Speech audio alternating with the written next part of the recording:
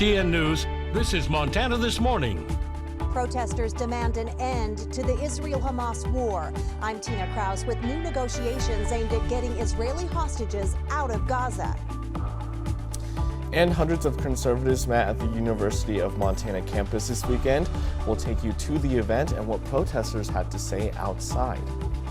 Good morning, Southwest Montana, 6 o'clock on this last Monday of April. The sun is shining for a little bit. For a little bit, keyword little bit. Right. Sunrise is going to be at about 6:15 this morning, so those days are certainly getting longer for us. We're kind of working towards those beautiful long summer days. But before we get to that, we got to get through some spring days. Spring. And today is going to be a prime example of such. This is a live look right now on the radar. Some clouds hanging around the area, but that's not really what I'm concerned with. Maybe some sunshine will peek through every now and then. But at about 3 o'clock, this is where we've paused it. Take a good look here. This is where we are kind of getting a chance for some thunder showers, both in the Bozeman and for the Butte area. And that thunder shower will be accompanied by some rain throughout the day and gusty wind gusts as well. Gusty wind gusts. So you know it's bad when I'm saying gust twice. It's a Monday. Exactly. Just be aware that wind will be out in full force for this spring day. Here's a look hour by hour throughout your day for the Bozeman area. And for Butte, I wanted to highlight some chances for some late snow chances when those temperatures really get down. We're going to have more of your forecast coming up in just a few minutes. Alrighty, thank you, Jane. Looking forward to it. This weekend, a fatal crash on Saturday night claimed the lives of two men just outside of Clarkston. According to the Montana Highway Patrol, at around 6:30 on Saturday night, a 27-year-old Townsend man was driving southbound on Clarkston Road with a 38-year-old passenger from Belgrade when their vehicle crossed the center line and collided with the tree and then became engulfed in flames. Both men were found dead at the scene. MHP indicates that speed and alcohol are suspected factors into the crash. Right now, there are no further details, including the identities of the two men who died. And this weekend, Donald Trump Jr. visited Missoula on Sunday afternoon to mingle with hundreds of conservatives from across western Montana. Our MTN's Zach Volheim tells us about the Protecting Freedom event that took place at the University of Montana campus. On Sunday, Donald Trump Jr. and several other high-profile Republicans held a campaign event inside the University of Montana's ballroom, hosted by the Montana Association of Conservatives PAC. The Republican political figures at the Protecting Freedom event included Donald Trump Jr., Governor Greg Gianforte, U.S. House Representative Ryan Zinke, and U.S. Senate candidate Tim Sheehy. The four encouraged Montanans in the crowd to get out and vote in the June and November elections. We need everyone out there for the governor, for Tim, for Ryan, but also, guys, go all the way down to dog catcher. Seriously, get involved with your school boards, your state reps. I mean, it all matters. Those are the things we gave up over generations. All Republican speakers discussed several controversial topics from conflicts around the world and here at home. That we are literally telling our children that their gender is a societal construct, that genders don't exist anymore, that boys are boys, boys are girls, and girls are boys, that there's no difference. That's insane. That there's no other way to describe it. U.S. House Representative Ryan Zinke mostly focused on our nation's military and international issues. I will fight for Israel, but I'm not going to send $8 billion of our taxpayer dollars to fund Hamas. Gianforte also expressed his support for U.S. Senate candidate Sheehy, with the goal to get all three Montana Republican candidates elected or re-elected. We need to send John Tester back to Big Sandy and send Tim Sheehy to the Senate. Out of all four Republican speakers, one message was clear: the importance of voting in the upcoming elections this year. And Montana, to everyone's point, is going to be a critical juncture of this. The Senate, there's never been a better pathway for us to regain some control. This was just one of the first high-profile political visits in Missoula, and as the general election grows closer and the visits increase, we'll be sure to cover them. In Missoula, I'm Zach Volheim, MTN News. And although there were many people inside the ballroom to support the MAC-PAC Protecting Freedom event, there were also just as many people outside who were not. Members of Montanans for Palestine stood outside of the UC ballroom chanting against representatives in attendance who do not support Palestine. One of the founding members of the Missoula chapter for Montanans for Palestine said that he is embarrassed by the way that elected officials are handling the situation. We are telling them to their faces we're not afraid of them. You know, We're proud to stand with Palestine. We're not. We're ashamed by them. We're ashamed that they claim to be our representatives. But this is our land. This is, where we're proud to be. Students from the university were also in the crowd of protesters outside of the event.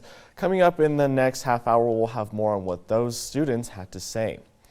And tense negotiations are still underway in the Middle East as Israel and Hamas negotiate a potential ceasefire deal to stop the fighting and get hostages out. Tensions are boiling over in the region, and here in the U.S., rallies escalate on college campuses. Our CBS's Tina Kraus has the latest from London. Anger over Israel's failure to bring hostages home is spilling onto the streets, with Israelis stepping up protests to pressure Prime Minister Benjamin Netanyahu to cut a ceasefire deal with Hamas. My heart breaks for us, for the hostages and their families, and also for Gaza. Anti-war clashes are also continuing to break out on college campuses across the U.S., with Israeli and Palestinian supporters shouting slogans and insults. Secretary of State Antony Blinken flew into Saudi Arabia this morning on his 7th visit to the region since the war began nearly 7 months ago, arriving hours after President Biden had a phone call with Prime Minister Netanyahu about Israel's possible ground assault on Rafah. Palestinian President Mahmoud Abbas says an Israeli attack on the southern city, where more than 1 million civilians are taking refuge, would be the biggest catastrophe in the history of the Palestinian people. He's urging the U.S. to convince Israel to call it off. The Biden administration is pushing Israel to boost humanitarian aid. Israel says it's a top priority. Food, water, medical supplies, shelter equipment, and other aid. More of it is going into Gaza than ever before. But with the clock ticking on a ceasefire, there's concern getting hostages out of the hands of Hamas could be an even tougher battle. Tina Kraus, CBS News, London. The United Nations also says that the Gaza Strip has faced unprecedented levels of destruction since the start of the war in October, and warns that it could take around 14 years to clear the rubble and the unexploded bombs in the besieged territory. And switching gears now, there's lots to learn about space exploration. Our Scripps News' Clayton Sandell heads to one of the largest space conventions to learn more about the future of space. To see the future of space, sometimes you have to go to Colorado Springs. For a few days every year, everyone who is anyone in the world of space exploration is here at what's basically the Super Bowl for space nerds. We have it all. There is government, there is industry, there is military, there is research, there are investors. There are all of that you will find here. This is the Space Symposium, hosted by the nonprofit Space Foundation, where the business of space exploration happens. Today, it's an industry worth more than $500 billion. We have companies that are coming here, and they will do more business in 1 week and create more deals than they may for the rest of the year. Here, dozens of companies are pitching their hardware to get to space and back. Sierra Space is building the reusable Dream Chaser for missions to the International Space Station. We designed the Dream Chaser plane to be used as a crewed system, right, and used as a cargo system. So everything you see hardware on the table, everything that we're developing and leveraging is for one benefit life on Earth. You've heard of a Toyota Land Rover. This is a Toyota Lunar Rover, designed for the moon with Japan's space agency JAXA.